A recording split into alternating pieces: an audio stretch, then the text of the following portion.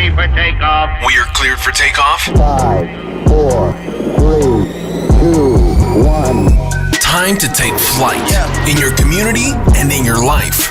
This is Audio Airstrike. Hey, what's up, everybody? This is Everett Hall-McNeill, and this is Audio Airstrike. I have a special episode for you today. Now, this episode is going to be a little bit different because I wanted to bring a guest in that is making a huge impact in thousands of people's lives. He is the owner of the Black Collective, meaning that this is a group that meets up together, shares information on stocks, options, trading, everything of that sense, and even they'll get into real estate soon. Also, he has his own Patreon where he helps thousands of African Americans and also other people as well with stocks, with options, and learning how to navigate the stock market. And also making sure that you take advantage of the stuff that life has to offer on your terms. Ladies and gentlemen, with me at this time is none other than K.D O'Neal. KD, thank you so much for joining us. We definitely appreciate you. This is awesome, man. Thank you for coming on. Again, it's an honor. Thank you for having me. I mean, the introduction was great. It just made me feel modest. But thank you so much for having me on. Yeah, absolutely. So I reached out not too long ago, and this was long overdue because what I've seen you do over the last 2 years has been something to marvel at. Now, in my own personal journey, there are some things I'm still learning, so I don't have it down pat, but there are some things I'm still learning. But just the amount of respect that you've garnered over these past couple of years and the amount of knowledge, and also I'll say like just being totally selfless, and literally you could have easily had charged hundreds of dollars for this. You could have easily had put everything on a paywall and just hiked the price up. No, you said I'm a come at it a certain way so that way everybody can learn, everybody can get the knowledge. And guys, trust me, firsthand, this guy has spent time with me on the phone. If I had a question, he would answer my messages. Like, this dude has hundreds of people reaching out to him, and he has a big heart helping people out at the rate that he does, which is something to be astounded by. And on top of that, running a business. So KD, I kind of want to give you the floor, and I kind of want you to talk about life before you had your breakthrough. So life before the Black Collective became a thing, life before Patreon became a thing. Where were you at back at that time, and what made you shift? It was the pandemic. Like so many other people, I was a small business owner. I owned a martial arts studio. I teach martial arts, combatives to adults, children, everyone. And I've been doing it, pretty much my whole life. My dad always said, find something you like to do and get paid for it. And I think I started that business in 2017. I was like, hey, I really want to give back to something I really enjoy doing, and it's the martial arts. I love martial arts and fitness. So I opened my own martial arts school. I started with a business partner. He was actually one of my former students. We started it together, and he was like, you know what? I think I want to back out. I was like, cool. I understand. I respect you, even though, we just got started. You want to leave. You're a student, and you're a personal friend of mine. So cool. Have at it. I'll take it over from here, because he saw the business failing. I said, all right. Then I took the business. I made it into a very successful business within 2 years. I was like, cool. I'm making 6 figures. This is really good. I can't believe I've done this. Then the pandemic happened. And I was making killer numbers. I was like, I can't believe I'm up 300-400% from when I started. And then the pandemic happened, like so many. And businesses shut down. And this is COVID-19. It was like, I owned a martial arts studio. We were like dead in the water. And I was like, how am I going to find a way to turn this into something? I can't teach martial arts. They're not allowing us to open our business doors. What can I do? And I said, man, I've really been wanting to get into the stock market. Like, I had a little money. I'd have been investing in a company. And I won't say the name of the company until the end, but I got a little tax money back.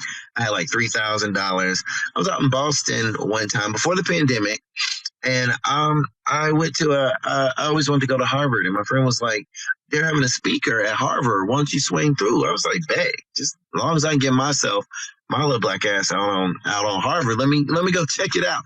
Went there, and I'll never forget his name.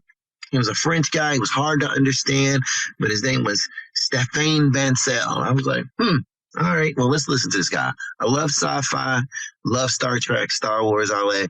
And this man at Harvard had been talking about his company and what revolutionized technology they were coming out with as far as programming cells to alert the body. I said, this sounds really cool. Learned from it, went on about my business.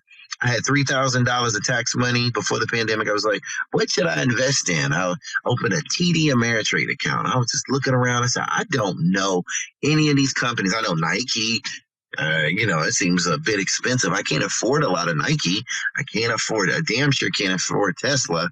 That's crazy. That's rich people. That's like $500 a share. I only got 3 Gs. I saw this company, and it was listed there. It was like $12.70. And I was like, bet, I like this company. I'm gonna invest in it. So I took $1,500, not my whole $3,000. Bought shares of the company at $12, around $12 range. And then I was like, what else do I want to invest in? I couldn't find anything, so I continued to invest in the company. Went on the company's website. Then I started going on Facebook telling people, y'all should all look into this company, invest in this company. Really does some cool stuff. So I set my account. I was like, you know what? I'm always out drinking. I'm always out hanging out with friends, buying clothes. I'm going to shut that off. I'm just going to take this, and I'm going to spend about $120, $130 a week of my money that I waste frivolously into this company. I'm just going to get 10 shares a week, 20 shares a week. Tax time come, I get 100 shares a week. And the pandemic hit. I'd been investing in this company a little bit over a year, pretty much 20 shares a week on average. I started out buying like 300-400 shares. I just kept buying. Then the pandemic happened. My business shut down. I fell into debt. I was about $90,000 in debt. I was like, man, I'm just not going to survive this. I don't know how. I was waiting for the SBA to reply. They were taking forever. I was like, this just ain't going to work. And then the vaccine races started giving us hope. They was like, there's going to be a vaccine. And there's number one running vaccines. There's Pfizer, but there's someone else. And do you remember who the vaccine was? The top 3 vaccines during the pandemic, David? Or not David. I called you David. But do you remember the top vaccines that were coming out at the time? Yeah, there was Moderna, Johnson & Johnson, and there was a third one. I'm blanking on the third one. Pfizer. Yeah, Pfizer. Right. So I was hanging out with my friend. I said, well, I got some money in the stock market. He said, if you do, you probably want to take it out. He said, by chance, who do you got? I said, well, I don't really know how to read this stuff. I just been invested in this company. And he said, well, cool. I look at it, and I sent him a screenshot because I didn't understand how to read I didn't know how to read. I just knew I was putting money into the company. And my friend says, that's a cool joke, friend. Whose is that?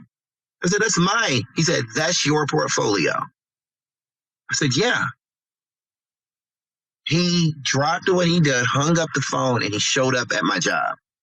He said, are you kidding me? Wow. I said, what? He said, the company you invested in is mRNA. I said, yeah. He says, you have 3,100 shares of that company with a 12.50 average. I was like, okay. He was like, that company is worth $630 right now in a share. I looked at the bottom. I said, so that green at the bottom, he said, that's your money that you've profited off of it. At the time, I had owned 3,100 shares of Moderna at 12.73 average. He said, press sell. I press sell. He said, congratulations, you're a millionaire. I'm like, what the fuck? I bought 3,000 shares of Moderna around the 12.50, 12.70 range. When I looked at it, it was $630 something. and I owned 3,100 shares. So you want to do the math, 3,100 shares times $630. That's the money I had at the time. Wow. I had told so many of my friends to invest in this company in the prior years, 2018, 2017, and they all had done it. And everyone called me and was like, dude, I'm making so much money. I took the money, told one of my close friends, her name's Dr. Ball, and she was like, you really need to like show Black people. We need to start talking to them about stocks and stuff. I said, I don't know the first thing about stocks I would like to learn. She said, well, I know a few guys. We got together, talked about it, and then we started the Black Collective Facebook group simply to educate other Black people about stock market and how to trade, because I was ignorant to this. At 40 years old, I knew about it, but I didn't know about it. And I was like, I'm not the smartest guy in the world. I'd never seen a B on my report card, nor an A. Hell, I dropped out of high school. I don't know shit about this. So I got around other individuals, and I was taught. They were a lot of great people came out, brothers and sisters, that said, we appreciate what you're doing. You're giving us a platform to talk about this and educate people. Let's move forward together as a group. And they taught me options, stock. And I went in and I started trading with these people and trading. And I said, oh, I'm getting it. And the biggest problem that a lot of my people were having was they didn't understand. I was like, when you look at these scribbly lines and numbers, and that turns anybody off. It can be intimidating too. It's very intimidating. And I always tell people, it's like, hey, if you're going to explain shit to me, explain it to me like I'm in first grade, because I don't know what the hell certain things mean. And I would go on YouTube, I would study, and I would just be like, okay, so this is what this means. Why do they have to make it sound so technical, though? A relative strength index oscillator?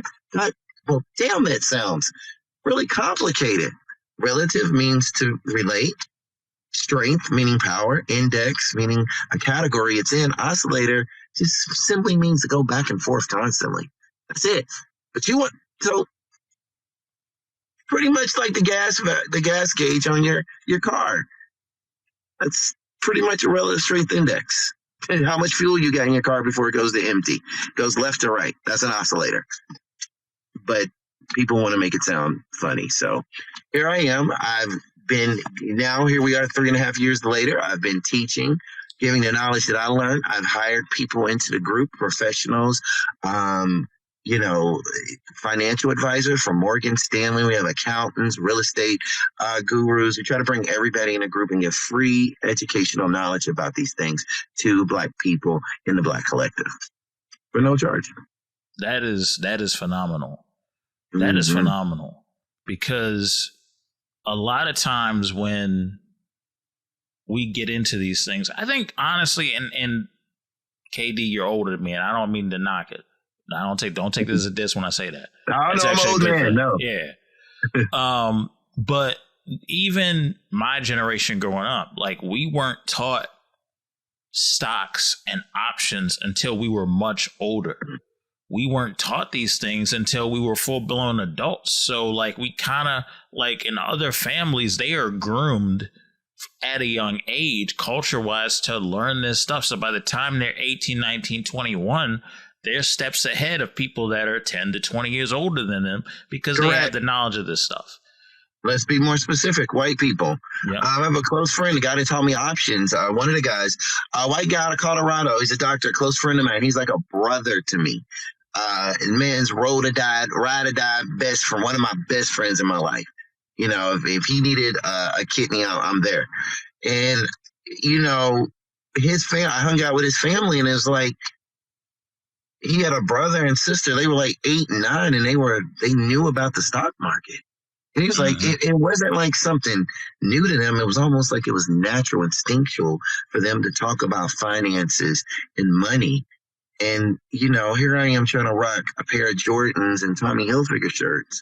And these guys were teaching their kids about money and finance, allowances, what you have to work for. You get $2 for taking the garbage out, $5, just, finances, things that a lot of people in our culture, we fail to do. When we turn on the news, we always see the numbers flying by. We know those numbers mean stocks, but we don't know what the hell they mean. Right. It used to bother me. Now I know. I'm looking at the stocks, and I'm at the airport all the time, and I'll see, I run of the mill. I look very normal, like a regular guy. I'm a skateboarder. I wear my hat to the side. But I fly Delta Elite. I sit in the lobby with the Elite, and I'm looking at my stocks. And the first thing people ask me, "Are you a rapper? Are you an athlete?" I was like, "No, I'm a high school dropout and a convicted felon. That's what I am." And he said, "You study in the stock market?" I said, "Yeah." He said, "You do well for yourself?" I said, "You ask me too much information. Do you trade stocks?" And we have this discussion. Math is the universal language of it doesn't matter, any culture. Everybody talks numbers. And as I have progressed in my travels and throughout the years, this has further made me raised my resolve to keep educating my Black people. We got to learn. I spent 6 hours on a street corner talking to drug dealers about stocks. Taught them how to trade stocks through Cash App on MLK Boulevard at, 5 a.m. And we've been on the streets since midnight. And I say, you make more money selling quick selling stocks than you could a brick of weed without the risk. How do you do it? But they're not taught. I said the best stockbrokers are dudes from the streets. And I sit down and tell young brothers, well, how does the stock market work? I got time. I'm about to sit on this corner, sit on this bus stop, and explain this to you because no one did it to me. And it's important that we learn to teach our kids, our mothers, our fathers, our brothers and sisters this stuff. If I knew what I knew now, I don't think I wouldn't have a desire to go to school or college. I mean, I was doing fine with my martial arts studio. I was making 6 figures, but I can tell you I make 10 times that amount in the stock market. And that's me being modest. I never thought I would be moving money like this, and I didn't know it was this simple.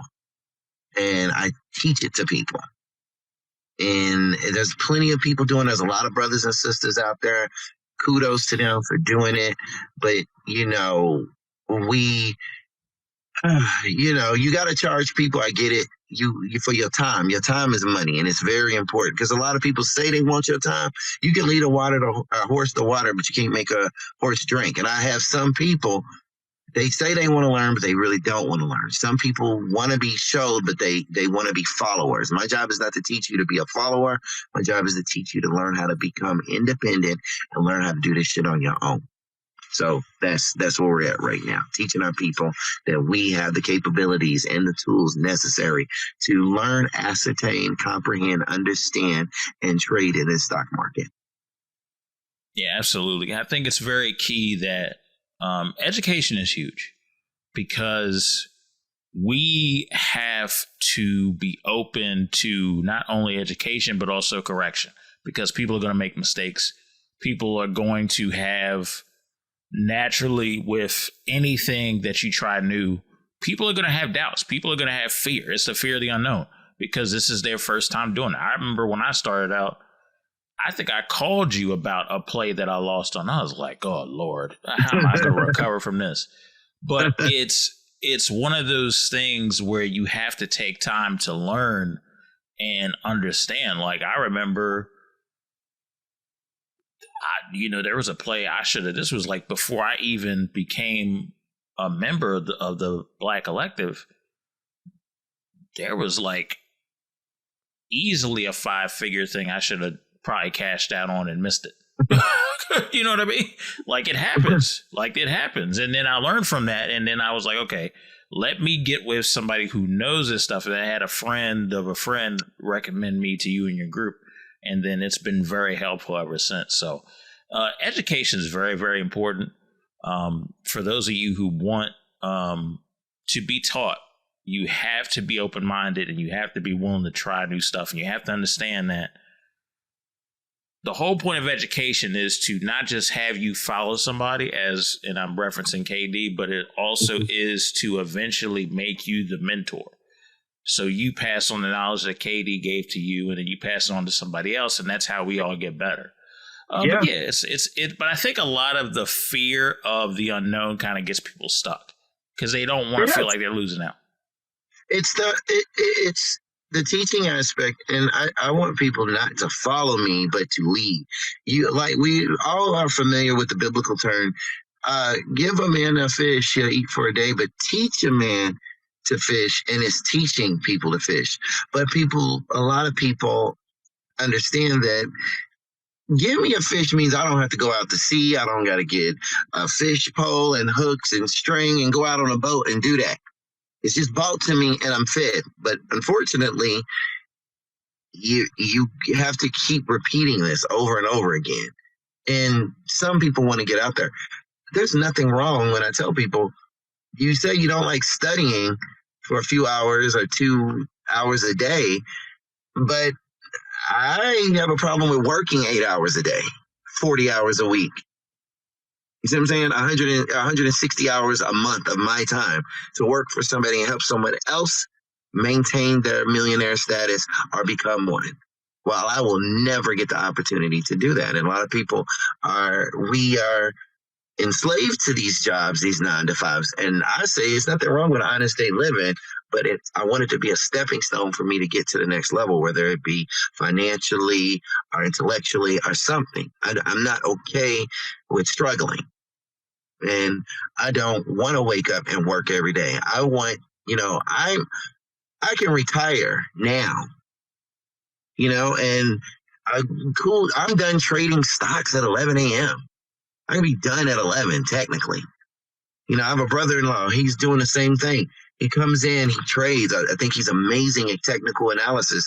And he's come to fruition of, him and my sister decided they were going to uproot out of our hometown of Kentucky and move to Atlanta. I said, come to my house. I got plenty of room, bring the whole family. And personally, I think he's a better trader than me.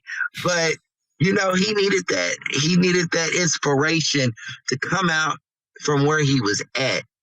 And now they're here. I love having them. And the man is bad. Like, we were just trading SPY on Friday, and this man just made a call. And I was in utter shock of how he was able to maintain it. And now this is what he does. And that's what he's going to do. And he's at home.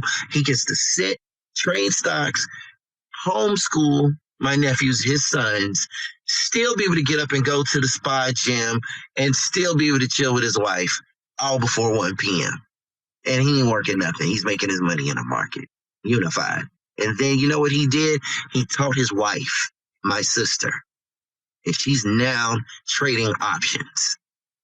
Shit's amazing. I wake up, want to cry every morning. I see him in my dining room trading stocks. It's beautiful. You know who came in today? My mother came in. My mother's trading options. It's amazing. And that is what we got to start doing, is spreading it to our people, old, young, brand new to it, whatever, giving us that financial literacy that we can understand. It's huge, man. It's huge. Yeah, and I think it's key because it touches multiple generations. And then people, it's like I always said, if kids see what you're doing, they're going to repeat your footsteps. They're going to go in your footsteps. If they see you walking a certain way, they're going to walk in those footsteps. So when you have a lot of that going on and doing different things, it's being a leader. Being a leader requires you to be transparent and also show the way in hopes that they follow through on their path. They take the knowledge that you give them, and then they create the opportunities that they are destined to fulfill. I wanted to ask you this question, right? You said before that you have a problem, and I've heard you on multiple lives say this, so this is why I'm bringing it up. For you personally, you have an issue with getting up for somebody else and working for them and doing 40 hours. Look, I totally understand that, because I even have my moments where it's like, it's good right now. I'm blessed to have a job where the people value me and everybody is working together good. That's a rarity in today's climate where the job isn't toxic. But I think that when we look deeper into it, right, I get exactly what you mean by saying, look, I just don't feel like it's worth it doing 40 hours a week for somebody else. Because I told a buddy of mine, if you're either fulfilling your dream or fulfilling somebody else's with the hours that you have. And that's something I've said on this podcast in the past. And to hear you say that was kind of refreshing, because it's like, okay, it's not just me saying it. It's not just me in my circle thinking that. Can you describe the feeling that you got working for other people versus working for yourself?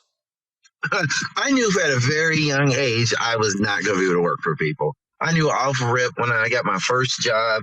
I was 16 years old. I worked for a movie theater, and I for $4.15 an hour. Funny how minimum wage has only gone up about $3 since then, $4, and that's been over 26 years ago.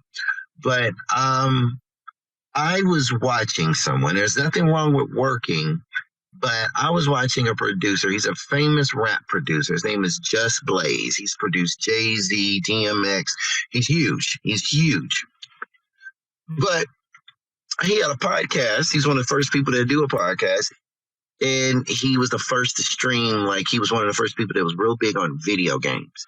Love video games. I'm a huge gamer. Love video games. And he was like, I know I'm a Grammy award-winning producer and I make millions off of producing, but he said, producing is not my love or my passion. He said, video games are. He said, so why didn't you just do video games? He said, because this time I couldn't get paid to do video games. He said, producing rap pays for my hobby, what I love to do. And he said, now I am able to get paid for streaming games. And now he rarely produces. Mm-hmm. And I knew at that young age, I said, I would love to be a gamer. I would love to be a martial artist. I always liked numbers. I knew when I worked for companies. So I got my black belt at a young age. I could fight. Like, I loved martial arts fight. I used to love Ken and Ryu from Street Fighter. My dad's a martial artist. My uncle's a martial artist. My grandfather, just cool ass, served in all 4 branches of the military, hunter. I just was around a lot of alpha people that were big in the combatives. And my grandfather used to say, I can't take no orders from somebody that can't whoop my ass. And that stuck with me for life. I remember I worked this job at the movie theater, and I was serving popcorn to people. This guy named Andy, I'd never forget him. Classic white, yes, pimple face, uppity white guy named Andy. He's like, geez, we need you to go in there and clean the bathrooms and he just didn't like me. I get it. I was 5'11", 130, chiseled, good-looking guy. And I knew he just didn't like me, just for existing. The girls would talk to me. They always wanted to come, hey, what are you doing, K.D., whatever. I was like, hey. And I would not talk to any girls. This is a girl named Missy Q, and she was a redhead, freckles. Never forget her. She used to just come up to me and say hi all the time. She just had a crush on me. My predilection is not Caucasian women, but, she liked me. I didn't really care she existed, but Andy noticed. And Andy would tell me to do these odd jobs at this movie theater. And one day he told me, Keith, go clean the piss off the toilet. So at first, if you read my resume, I don't clean bathrooms. That is still to this day on my resume. I do not clean bathrooms. And he said, well, here you're going to have to do it. I said, well, here I'm not going to do it because you hired me under the pretenses that I said I wasn't going to work or clean bathrooms. He said, I'm going to go get your resume. He went and go get my resume. It's right there in bold letters. I don't fucking clean bathrooms. But it was the fact of the matter, I would run into this problem a lot. I didn't care about the moves. I quit the job, went to another job, worked at Target. Clocking, I used to hate clocking into the machine. I didn't understand how it worked. It used to piss me off. And I always get my hours messed up. I said, people got to do this every day, clock in like this? You get what I mean? You know what it's getting at now. I'm answering to somebody. And I knew. So I started my own business when I was 19. That was it for me. I started working for myself when I was 19. That was a wrap. So I knew, I said, if I could just make this amount of money, and that's when I just kind of cultivated. I said, I must educate myself. I must improve myself in the art that I'm doing, and I want to make money at it. And people was just like, you're really good at teaching martial arts. Like, you just get people in. Your studio's crowded. And I knew right then, I was like, I like leaving, coming and going as I please, answering to no one. The stock market just, whoo. If I knew what I knew now, 20 years ago, wow, I'd be worth like $40-50 million easy. So I'm going to have to make up for lost time. So I'm trading heavy, and I have a family to take care of. And I don't want anybody in my family to work. So I got a lot of shit to do. So have at it. And the only way I can do it is through myself and with ingenuity, knowledge, and the ability to lead. So can't do it as a follower, as an employee of someone. Yeah, absolutely, man. I think it's very freeing with everything that you did and coming up with this mindset, or then all this shaping your mindset of, because some people, and I hate to say this, when you work for some people take advantage in their tone or in their voice because they let the position get to their head, or they feel like they can talk a little down to you because they have manager attached to their name, or they have supervisor attached to their name. Folks, let me tell you something. The only reason why some of these people are doing that is because this is their way. This is an ego trip, really. This is an ego trip. They was never in a position of power, and then when they get it, they act like this. And especially with nowadays, I'm going to be honest with you folks, you need, especially if you're a millennial and down, you need an extra source of income. You cannot depend on one job and retirement and a 401k to solidify everything that you're going to be needing to be at peace by the time you are retired, whenever you decide that is. It is smart for you to look into investments. It is smart for you to look into stocks and options. It is smart for you to look into real estate, because nobody is going to invest in you like you would. That's the reality of the situation. You have to invest in yourself, because this world at times, there ain't a lot of Everetts and there ain't a lot of KDs. A lot of people are selfish. just I work with people. I'm in the music industry, and I'm a numbers guy. I always tell people's like, hey, I want to be a musician. I want to be a model. I want to be a rapper. And I'm like, you got to understand, those people, the odds of you becoming a rapper are you're better off becoming a quarterback for the Patriots than you are a successful rap artist. And even if you are, there's a level of freedom that is taken away from you. You're not a free person. Right. And I've run into people, I'm in Atlanta, so we see everybody. And you get a chance to interact with a lot of people.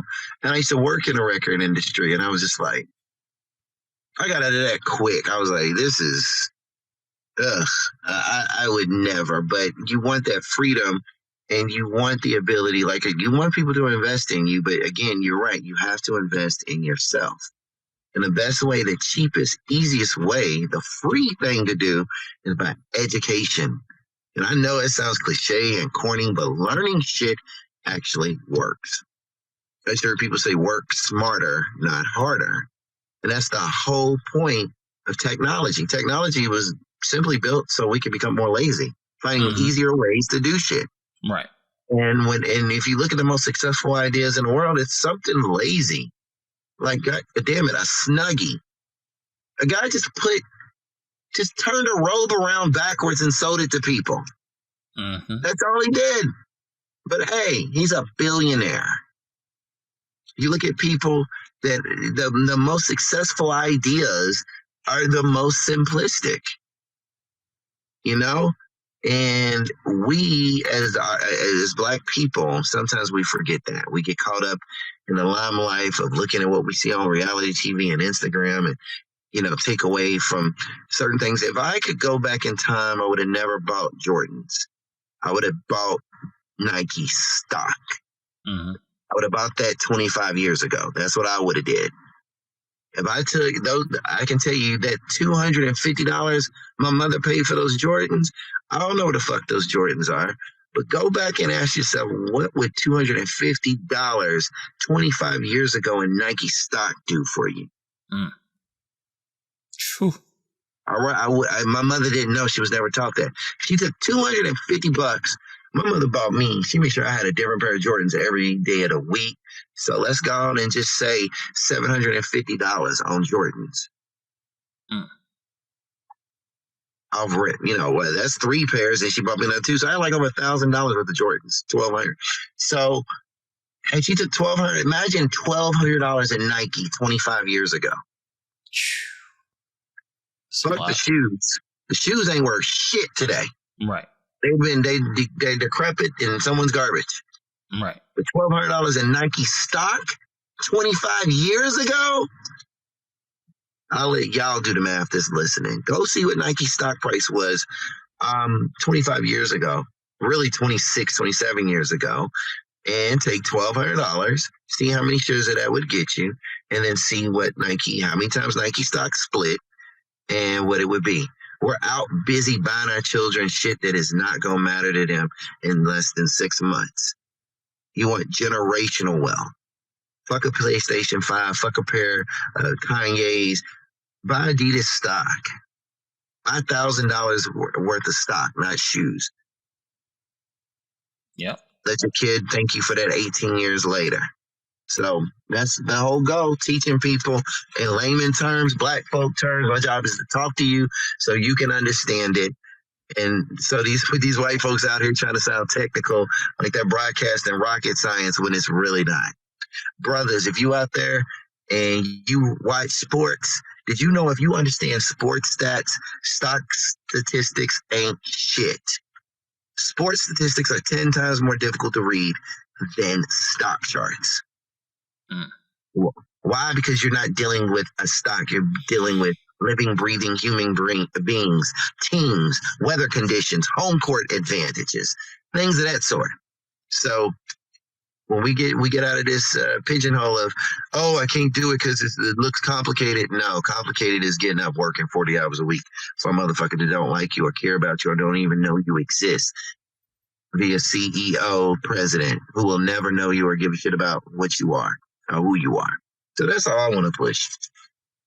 Yeah, absolutely, man. So I want to give you the floor again, and I'm kind of, if you're cool with it, go ahead. If you can break down how to navigate through stocks in layman's terms, and then navigate through options. But this is just like an elementary one-on-one that I want you to do for the people listening. All right. My time is short, but I think I can do it. Let's try to do it in under 5 minutes. Got you. It's about compiling a lot of information and putting it into a small little easy to understand tidbit of information. Buying stocks, when people do it, first and foremost, we don't understand that increments in volume or simply transactions is important. If you want to make money and you're buying a stock and you're someone that says, I don't have a lot of money, $100, let's be realistic. A lot of people can come in with $100. I'm actually doing a $100 challenge May 1st to show people how you can flip $100. You have to start at the level you're at. You can't go to the races of a boxing match and sit with the big dogs and invest millions on a match. You got to start at the beginning. So when I say I make 10% on $1, that's 10 cents. That don't sound like a lot to you. But if I took that $1 and bought a penny stock that was 1 cent, a penny, and I bought 100 shares of it and it went up to 2 cents. I'm up. Believe it or not, 100%. That's $2. A lot of people don't look at it that way. Now, had I took $1,000 and bought that penny stock, I was up 100%. I bought it for 1 cent, went up to 2 cents. That's a 100% difference. I now have 2,000. I take 100,000 and buy those shares, and it goes up 1 cent. I have 200,000. I take $1 million, and so now 10% of $1 million is $100,000. You see what I'm saying? Mm-hmm. That matters to you. Yeah. But $1.10 doesn't matter to you. But had you made that same trade with $1 million, it would have been a substantial gain.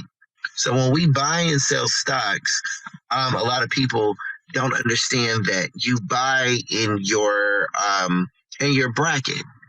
You don't go buying Tesla or expensive stocks because you can't afford it. You buy stocks that are very low and affordable for you, penny stocks, and say, hey, I made 20 cents today. That's more than what you started with yesterday. That's more than what would you, if you put your dollar in the bank, what it would do. You raise it. Those pennies add up. You make 20 cents a day, my friend, you made $1 within a 5-day week. That's a 100% gain. And you build off of the small amounts and you work yourself up. You add money. If you say, hey, I got $20 to add to the stock market, keep pumping $20 in. Keep pumping $20 in. Your goal is to eventually get to about $1,500 to $2,000, allowing you to open a margin account. Some people can get tax money. Some people can work and say, I can add 300, 400, 500. I can get more trading volume and more buying power by opening a margin account. While I'm waiting to get to that level, let me educate myself while I'm buying penny stocks with less than $100. We get into options, and a lot of people don't understand this. First and foremost, my disclaimer and warning for people listening, options is the closest thing to gambling it is sure out gambling. All right. What you're doing is you're betting on a stock. We call it a call, like betting on a sports team. You're calling. You're saying, hey, the Lakers versus the Bulls. I bet the Lakers beat the Bulls. That's a call. All right. The other person believes that the Bulls are going to beat the Lakers. He's the opposing person. Y'all put up money, $10. That's the premium, what you're paying to make the bet. If you lose your $10. If you win, you get an additional $10 on top of the $10 you got. So the question is, well, how do they get money off of that? The spread. It's one thing to bet for a team that is going to win or lose. You can say the Lakers are going to beat the Bulls. That's pretty easy. It's just a 50-50 chance. But where the money comes in is the spread. What do I mean by the spread? The Lakers are going to win by 20 points. If the Lakers win by 20 points, I'll give you $1,000 extra. A lot of people are willing to bet more because it's hard to predict how many points somebody's going to win by. Get it? So that's how options work. You make a contract with your brokerage, Robinhood, Webull, TD Ameritrade. They're basically saying you're betting that a stock is going to go over the price that you choose. So if I'm looking at a $10 stock and I got some underground information or I know some shit that this company is literally about to go to $25. It's going to go from $10 to $25. I'm going to take out a call option contract. And I'm going to say it's currently $10. So I'm going to make a spread. I'm going to bet that it's going to go above $15. Keep in mind, in my mind, I know when this news comes out, the stock is going to go to $25. I don't get paid until it breaks even, meaning once it goes over $15, it's called, I'm going to make a little bit of money. And they say $16 is your break even. So that means pretty much I'm not going to make any money until the stock is over $16. All right, cool. I chose the strike price. That's the bet, $15. The news comes out, it skyrockets all the way to $20. I start making money after 16. I get $100 every dollar it moves up after 16. It goes to $17, I get $100. $18, I get $200. $19, I get $300. This motherfucker went to $25. So I'm up $800. Sell it. You sold it what? You sold a contract. People be like, I don't understand. A contract between you and your brokerage is basically saying you have the right to buy shares at the price that you chose. Now, here's another example. I look at the $10 stock.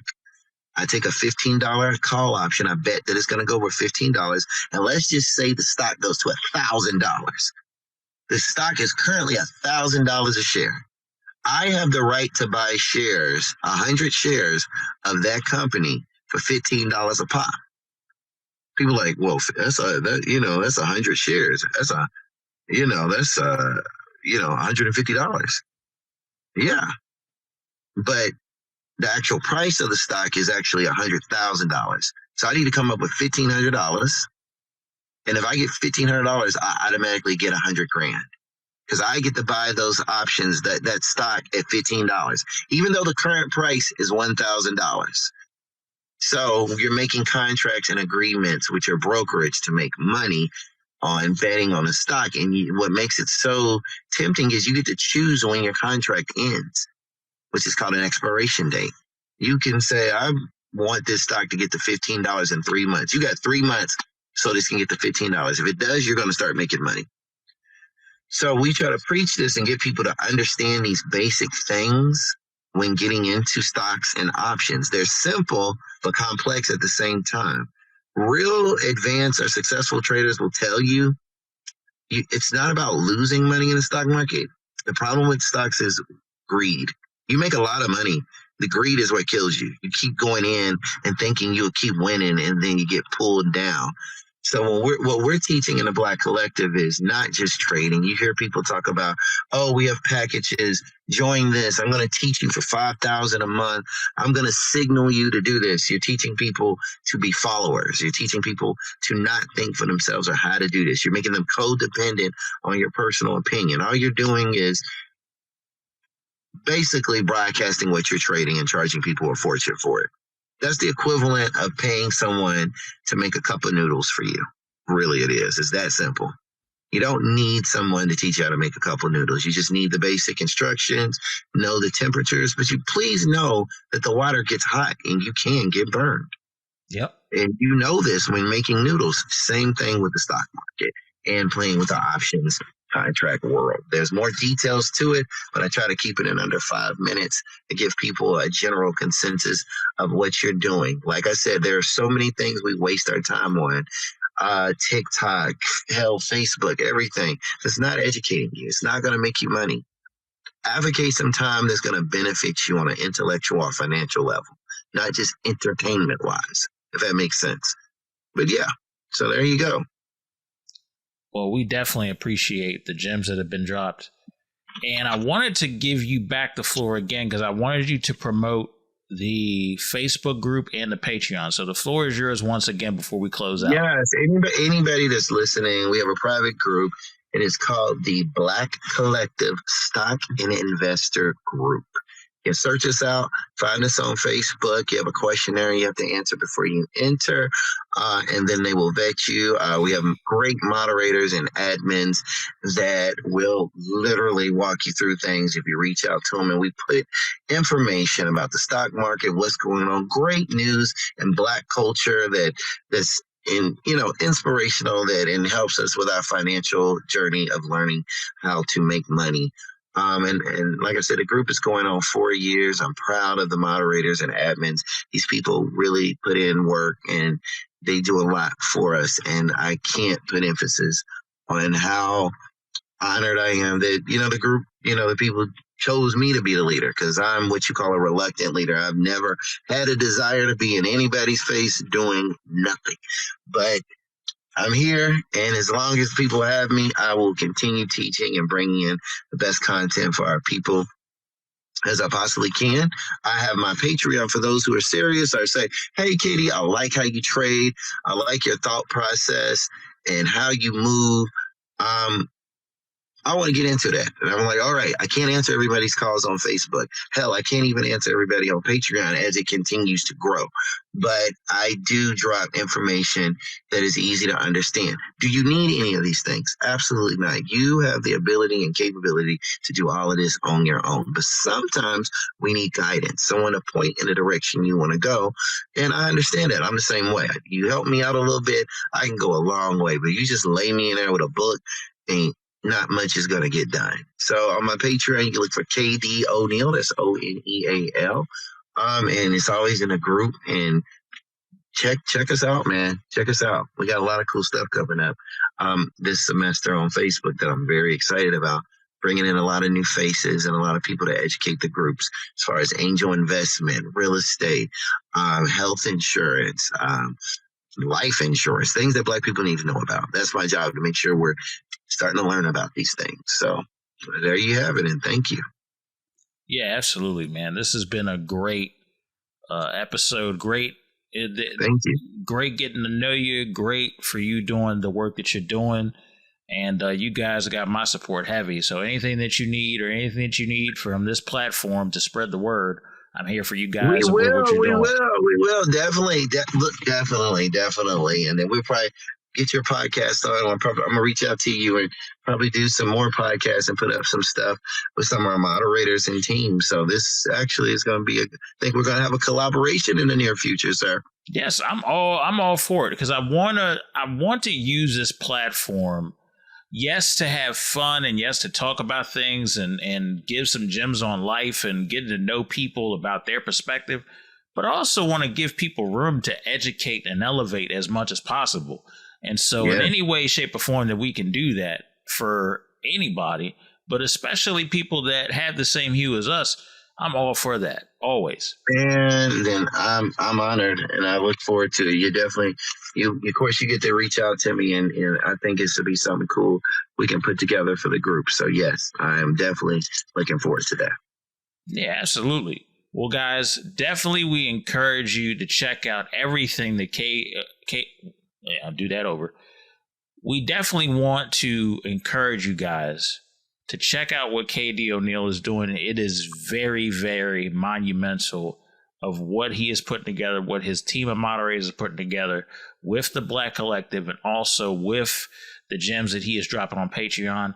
There have been countless of testimonies where people have said he's accurate with what he's talking about. He really does his good job on technical analysis, and it is great. And if you have an issue, he will go out of his way to reach out to you or give you more tips. I could not say any more good things about this guy. You're going to have to try that out for yourself.